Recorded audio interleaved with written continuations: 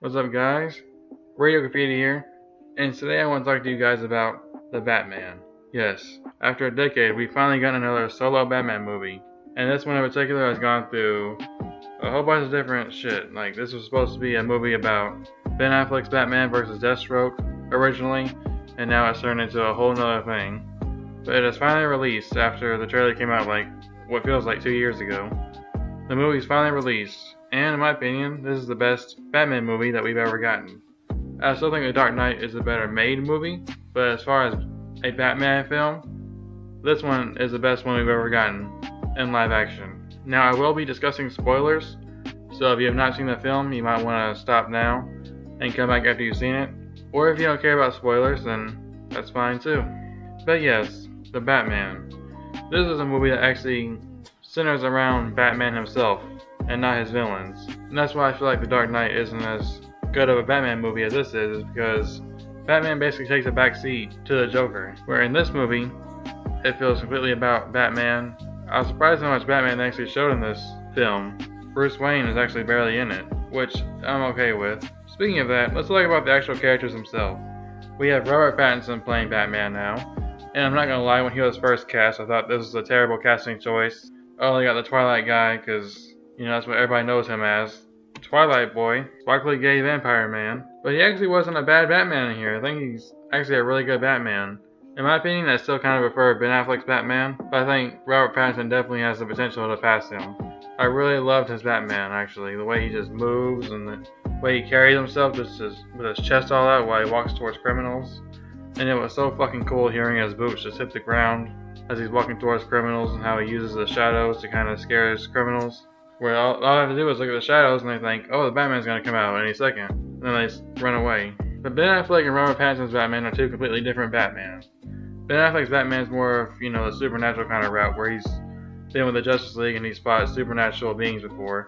Whereas this one is much more grounded and where he's only fighting like a dude who's making riddles and shit. Like, it's two completely different Batmans. And hopefully some point in the sequel, they can kind of have it more supernatural and not just stuck grounded, because we already kind of got that with the Dark Knight trilogy. We don't need more Batman movies where they just ignore supernatural elements like Bane's venom or, the fact that a man named Mr. Freeze can live with a damn helmet over his head and a man named Clayface who turns into fucking clay. I hope they don't shy away from that like the Dark Knight trilogy did.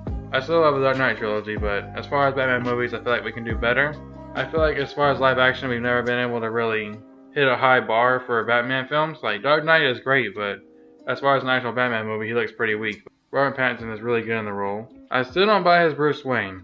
We'll have to see how they improve on that in the sequel, but as far as this film, I don't feel like his Bruce Wayne was very good. He just was very emo, and because the thing about Bruce Wayne is that it's basically a mask for Batman to be able to push suspicion away from Bruce Wayne being the Batman. But as far as this film is concerned, I don't know how people don't immediately draw comparisons to Batman and Bruce Wayne. The emo millionaire who barely shows his face, who has a lot of free time on his hands, who has tons of resources that would allow him to be able to do the things that Batman does. I wonder.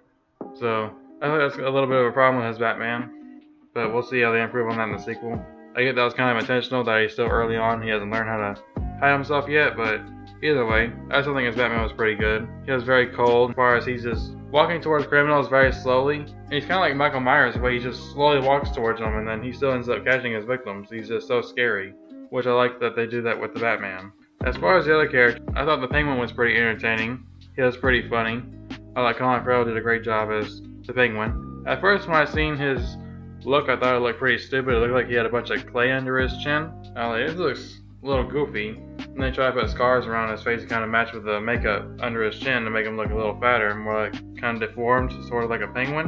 And it looks so good in the marketing in my opinion, but when I actually seen the film, it didn't really take me out of it at all. I kind of bought it, so props to them for that. The Riddler, he was okay as a villain. It wasn't really my favorite Batman villain. I didn't really like his design. It looked kind of goofy. And I thought Paul's acting was a little bit over the top. I mean, I get that was somewhat intentional. They were trying to make him crazy, but I don't know. I just feel like it was a little bit of a ripoff from Heath Ledger's performance as the Joker. But I still thought he was good in the film. I like how, majority of his scenes are through a phone, and you don't actually get that many scenes with him personally. Most of the scenes you do get with him are him murdering somebody, so it's not much dialogue, really. And then towards the end, he just ends up in prison for, the last hour. So he never actually fully interacts with Batman, because when he does end up meeting Batman towards the end of the film, it's through, glass wall. It's when he's already locked up. Catwoman was pretty good in the film. I did feel like her character was a bit unnecessary though, because basically her whole thing is that she's trying to help her friend, who ends up getting killed, and then she's just kind of like, well, I want revenge. She doesn't really have anything to do with the plot as far as Riddler is concerned, which is the whole main thing about the film. It's basically just Riddler trying to expose a bunch of politicians and dirty cops and a bunch of secrets of Gotham. And then it just feels like Catwoman's a subplot where it's like, oh hey, I need help with my friend. She died. I want to get revenge. Just kind of pulling Batman to the side. So I don't know, I can't help but feel like the movie would have been exactly the same if she wasn't in it. Alfred barely had any scenes, but the scenes he was in were pretty good. It kind of threw me off because all I could see was Andy Serkis.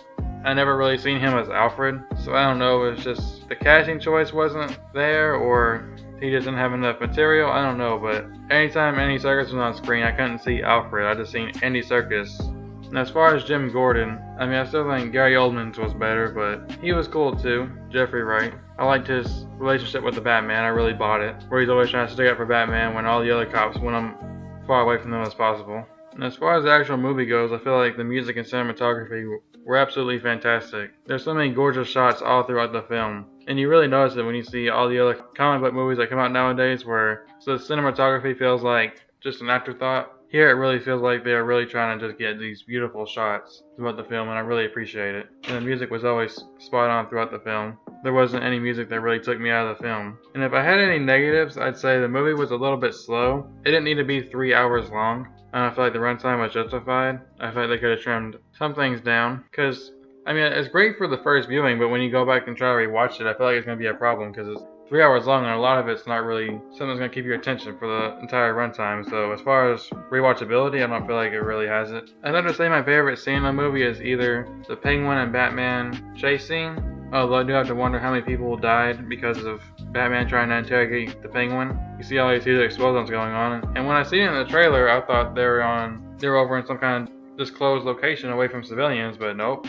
They're like on a fucking interstate. Batman's trying to chase the Penguin, and shit ends up blowing up out of nowhere.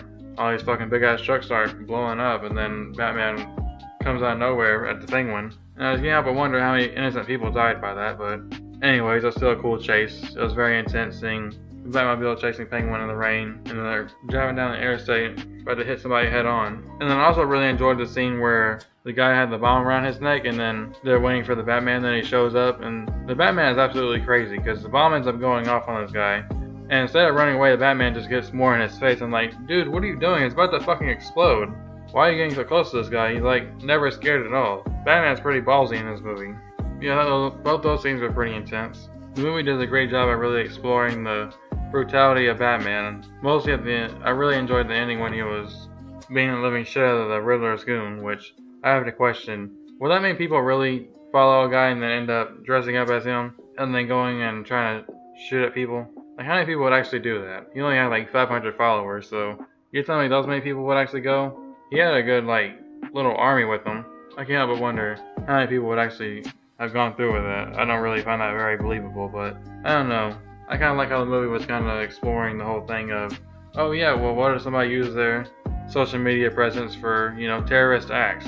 Sort of what happened with January 6th of last year. People using their social media platform to basically act as terrorism, which I thought was pretty interesting. Like, it's a unique take on the Riddler, but it's not really what I wanted to see, but it was still pretty unique and cool. I kind of wanted a more comic booky side of Riddler, because I know we already got a grounded take on Batman and his Rogues Gallery with the Dark Knight trilogy, but I liked what they did here too. I guess it was fine. There's really not that much action for a Batman movie that's 3 hours long, because you look at the climax of the film and it's just kind of Batman fighting some incels in a Riddler outfit, and then Catwoman gets overthrown by some incel nerd with a gun, even though she says throughout the whole film that she can take care of herself, and she shows that she's able to kind of hold her own against Batman. Yet somehow she gets overwhelmed by some nerd from Instagram that follows the Riddler.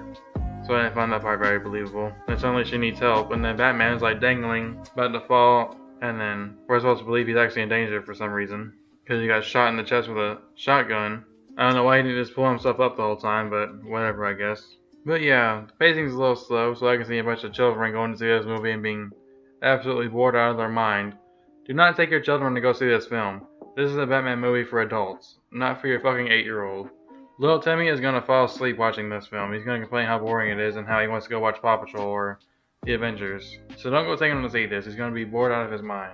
This is a movie for adults. And even some adults I can see complaining that this is a boring movie. Because it is a little slow, in my opinion, for it to start. It took me a good 20 minutes before I really got invested into what was going on in the film. But yes, overall I really enjoyed The Batman. I'm excited to see where they go for the sequel. They had a little Joker cameo at the very end, which is kind of weak because they never even shown the actor. At least not that I've seen. You just kind of heard his voice and you're supposed to just pick up that it's the Joker. And if it weren't for all the leaks that came out before this movie released, then I wouldn't have even known that's supposed to be the Joker. It's a dude from Eternals.